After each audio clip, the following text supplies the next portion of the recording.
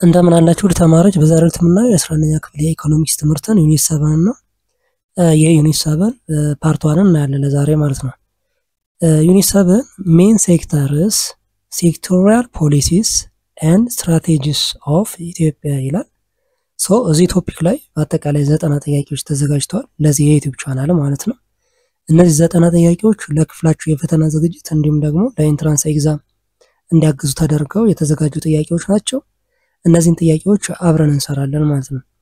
ኢኮኖሚክስ ብቻ ሳይሆን ያው ሌሎች የትምህርት አይነቶችንም እንደዚህ ከ9ኛ እስከ 12ኛ ክፍል ኢኮኖሚክስ፣ ጂኦግራፊ፣ ሂስትሪ እየሰራን እንገኛለን። እነዚህንም እዚህ የዩቲዩብ ቻናል ላይ መከታተል ትችላላችሁ። ለዚህ የዩቲዩብ ቻናል አዲስ ከሆናችሁና ሰብስክራይብ ካላደረጋችሁ ሰብስክራይብ ያደርጋችሁ ቤተሰብ ሁኑ። አብረን እንቀጥላለን። ይህንን የጥያቄና መልስ ዝግጅት የያዘ በርካታ ጥያቄዎችን ሞዴል ኤግዛሞችን ጨምሮ የያዘ አጋዥ መጽሐፍ አዘጋጅተናል። እነዚህን ጥያቄዎች የያዘ ይህ አጋዥ መጽሐፍ ጥያቄዎቹ አሉ። የጥያቄዎቹን መልስና ኤክስፕላኔሽን አንድ ላይ የያዘ መጽሐፍ ነው። ለኢንትራንስ ኤግዛም እንዲሁም ደግሞ ለክፍላችሁ የፈተና ዝግጅት የሚያግዝ መጽሐፍ ነው። ይህንን መጽሐፍ ማግኘት ከፈለጋችሁ በፒዲኤፍ ወይም ደግሞ በሶፍት ኮፒ እዚህ ጋር በተቀመጠው አድራሻ መሰረት ኮንታክት አድርጉን። ለአሁኑ ወደ ጥያቄዎቹ እንሄድ። Number 1, which of the following best describes the unimodal agricultural strategy? A. It targets both smallholder and commercial farming equally.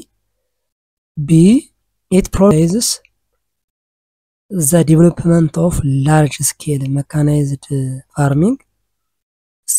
It focuses mainly on peasant-based rain-fed agriculture. D. It emphasizes urban agriculture and agro-industrial zone. Okay, C. It focuses mainly on peasant-based rain-fed agriculture ማለት ነው። ይሄ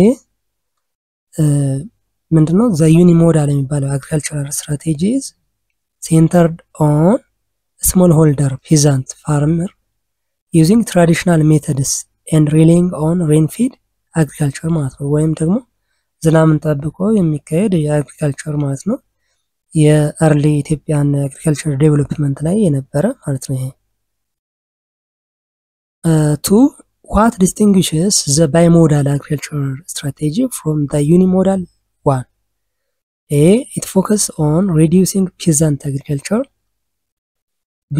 It combines support for both smallholders and commercial farms. C. It discourages foreign investment in agriculture. D. It only promotes livestock over crop production. B. It combines support for both smallholder and commercial farming ማለት ሁለቱንም የያዘ ነው ይሄ ባይሞዳል የሚባለው። ኦኬ the bimodal strategy supports both smallholder farmers and large scale commercial farms ማለት ነው። aimed for more inclusive and diverse agricultural development ማለት ነው። Number 3, what is the major limitation of Ethiopia's agricultural policies historically? A. Over dependence on livestock. B. Emphasis on urban farming. C. Excessive focus on export crops. D. Limited use of rivers for irrigation. D.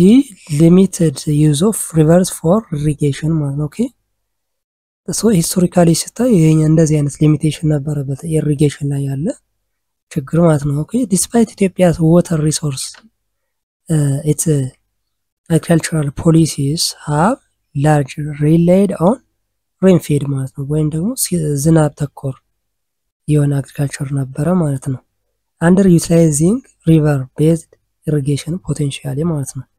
ይሄኛው ኢሪጌሽንን ብዙ የሚያበረታታ አልነበረም ማለት ነው። Number 4, during the imperial regime industrial policies primarily focused on A. State-led socialism and nationalization. B. Heavy industries and mining. C. Import substitution and foreign investment. D. Agriculture-based rural industrialization. Okay, C import substitution and foreign investment. ይሄ ምንድነው during the imperial regime የነበረ ማለት ነው። Okay, the imperial regime pre 1974 ማለት ነው promoted import substitution industrializations and attracted foreign investors to build light manufacturing industries ማለት ነው። Number 5, what characterized the Derg regime's industrial policy? A. Privatization and liberal trade. B. Heavy emphasis on state ownership and nationalization. C. Support for small-scale private industries. D. Export-oriented industrialization. B. Heavy emphasis on state ownership and nationalization. Okay. The Derg regime followed a Marxist Leninist ማለት ነው Marxist Leninist approach ነበር የሚከተለው. So nationalizing industries and placing them under the state control ነበር ሐሳቡ ማለት ነው. Number 6, the post 1991 industrial policy in Ethiopia primarily emphasizes A. Light manufacturing for global export markets. B. Central planning and nationalization. C. Limiting foreign and direct investment. D. Disinvestment from infrastructure development. A. Light manufacturing for global export markets. Okay. So the post 1991 regime ወይም ደግሞ የፒአርዲኤፍ የነበረበት ማለት ነው focused on export led industrialization, particularly light manufacturing and textiles.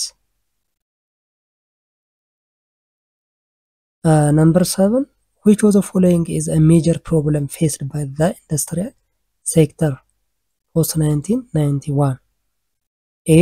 Shortage of raw materials due to overproduction. B. Limited access to international markets. C.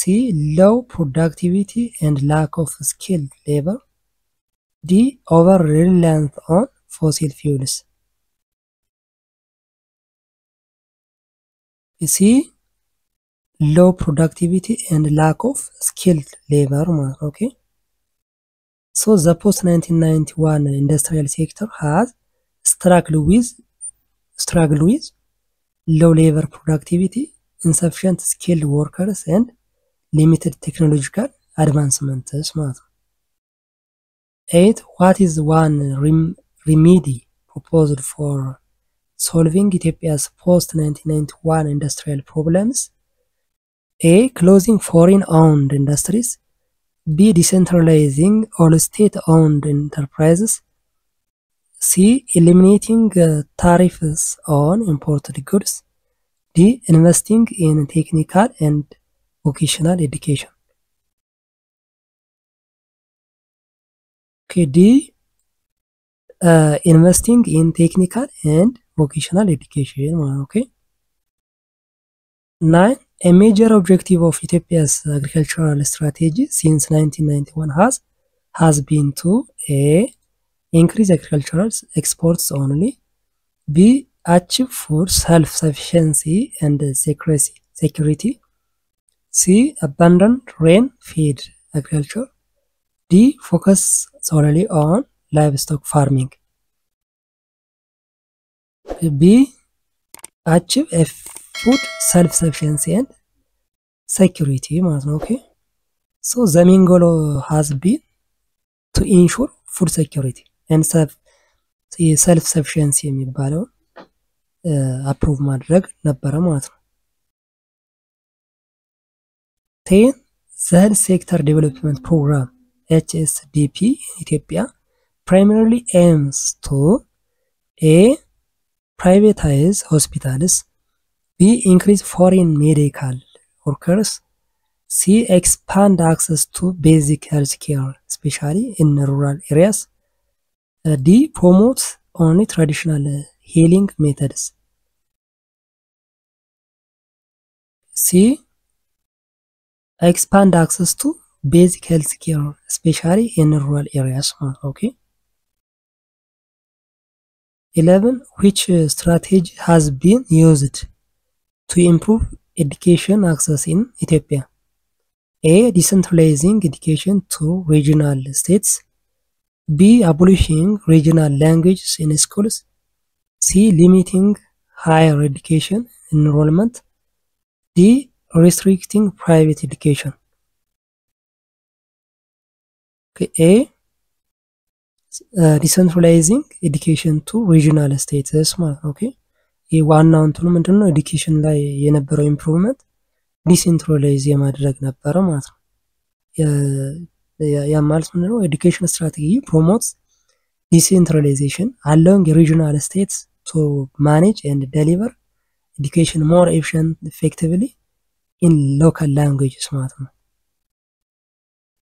12. The transportation sector strategy in Ethiopia focuses on A. Expanding domestic air travel only. B. Developing road, railway and logistics networks. C. Privatizing all transport services. D.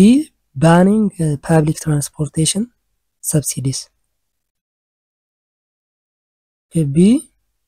Developing road, railway and logistic networks ማለት ነው። ኦኬ ዋናው ፎከሱ የነበረው ይሄ ነበር ማለት ነው። ኦኬ especially Ethiopia has invested heavily in road and railway infrastructure. ለምሳሌ አዲስ አበባ ጅቡቲ ሬልዌይ የሚባለው ማለት ነው to boost trade and connectivity. 13. The main goal of Ethiopia's tourism strategy is to A. Limit tourist visits to protect heritage sites. B. Promote domestic tourism only. C. Develop sustainable and eco-friendly tourism. D. Eliminate foreign investment in hospitality. Okay. C. Develop sustainable and eco-friendly tourism. Okay. 14. One of the persistent problems in Ethiopia's agriculture is A. Urban sprawl, reducing farmland. B. Frequent use of biotechnology. C. Lack of livestock in rural areas. D. Fragmented land holding systems. Okay. D. Fragmented landholding systems. Okay. 15. Why is sectoral coordination important in Ethiopian development strategy? A. To reduce the number of ministries. B. To ensure each region develops in isolation.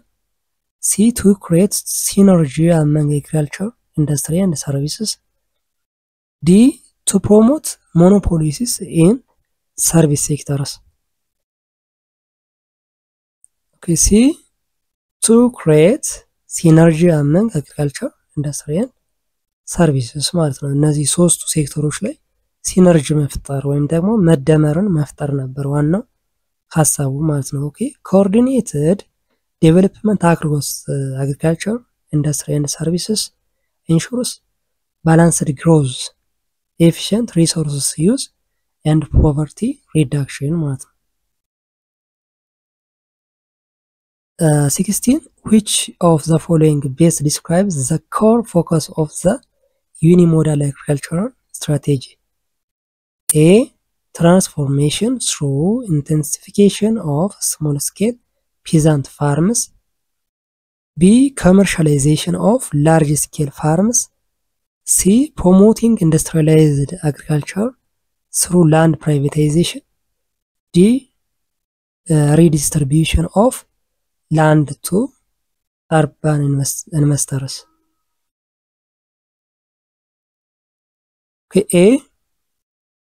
Transformation through intensification of small-scale peasant farmers. Okay. So unimodal strategy focus on improving the productivity of smallholder farmers by supporting them with the modern input while maintaining the control over the land and labor. 17. What is the one key characteristic of the unimodal agriculture strategy? A. Prioritizing high value export crops. B. Encourages large land accumulation by individuals. C. Relies on the development of divisible innovations for smallholders. D. Promotes private land ownership among commercial investors. Okay, C. Relies on the development of divisible innovations for smallholders. Okay, so the unimodal approach emphasizes innovation like seeds and fertilizers. Okay, that are adaptable and divisible, supporting existing small scale structure. 18. One advantage of the unimodal agriculture strategy is A. Promoting land acquisition by wealthy entrepreneurs. B. Eviction of poor rural peasants. C. Expansion of infrastructure in rural areas. D. Reduction of poverty in rural communities. D. Reduction of poverty in rural communities. Okay. 19. Which of the following is a limitation of the unimodal agricultural strategy? A. Displacement of smallholders. B. High value market crop production focus. C. Difficulty emphasizing employing large scale inputs on small holdings. D. Promotion of entrepreneurial land acquisition. Okay, C. Difficulty emphasizing employing large scale inputs on small holding. Okay. 20. The bimodal agricultural strategy differ from the unimodal strategy primarily in that it A. Avoids commercialization. B. Focuses only subsistence farming. C. Restricts capital investment in agriculture.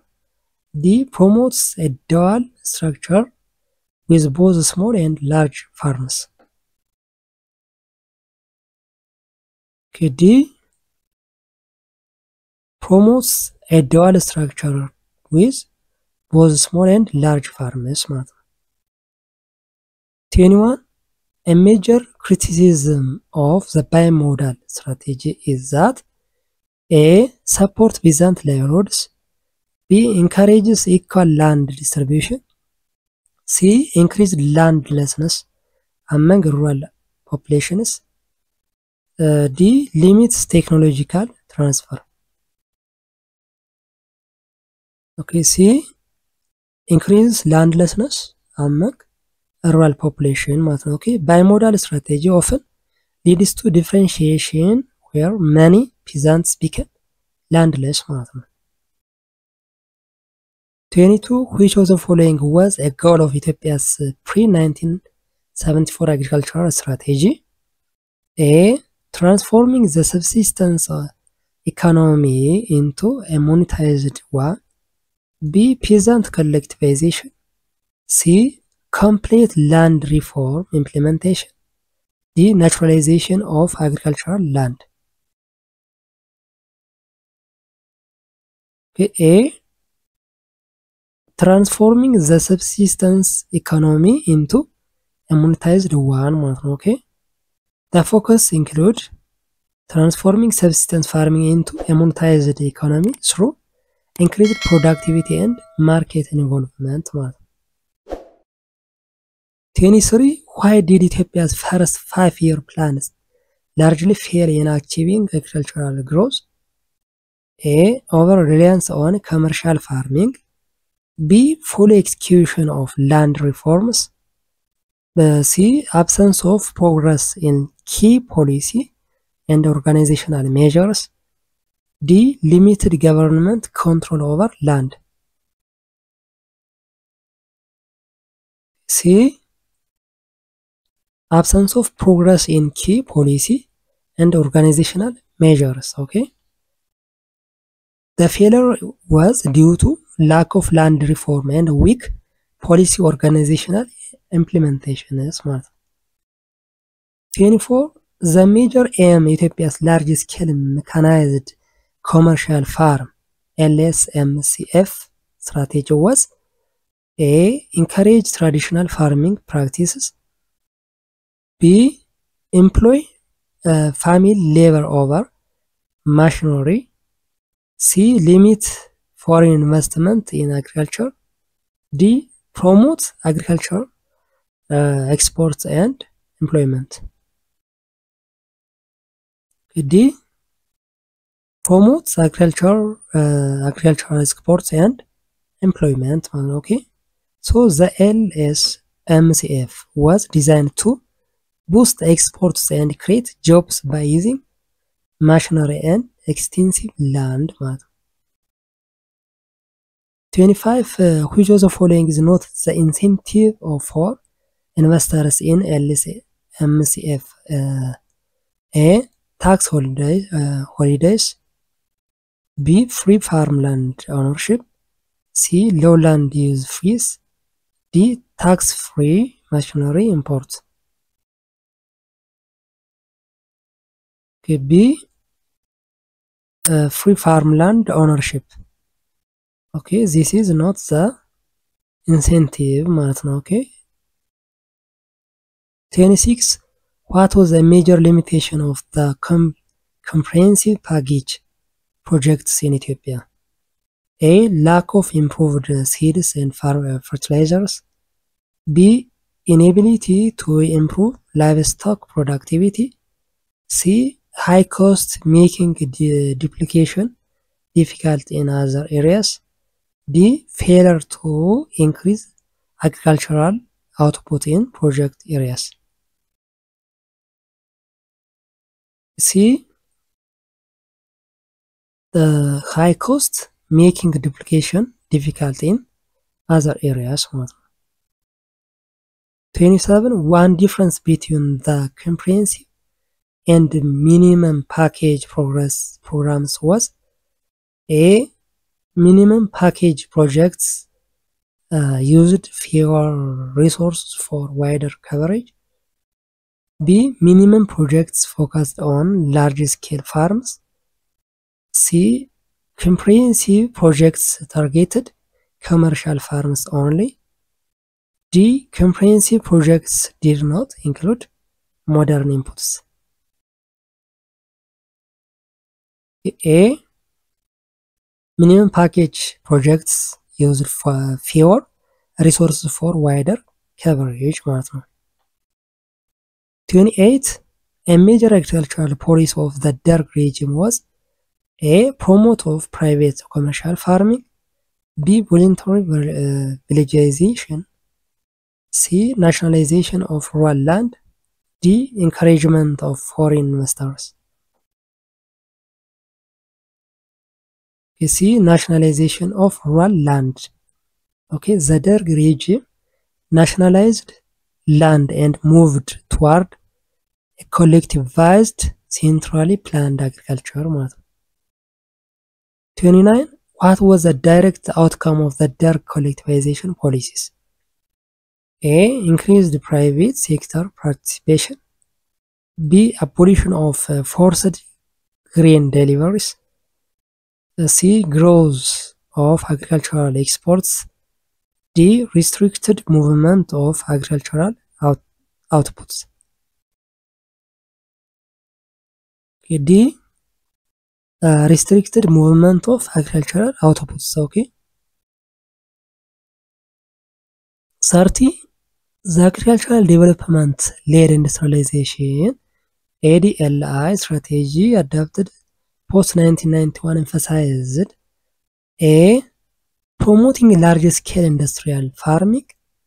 B. Import substitution through farm manufacturing. C. Smallholder productivity as a foundation for industrial growth. D. Export-oriented agriculture only. Okay, C.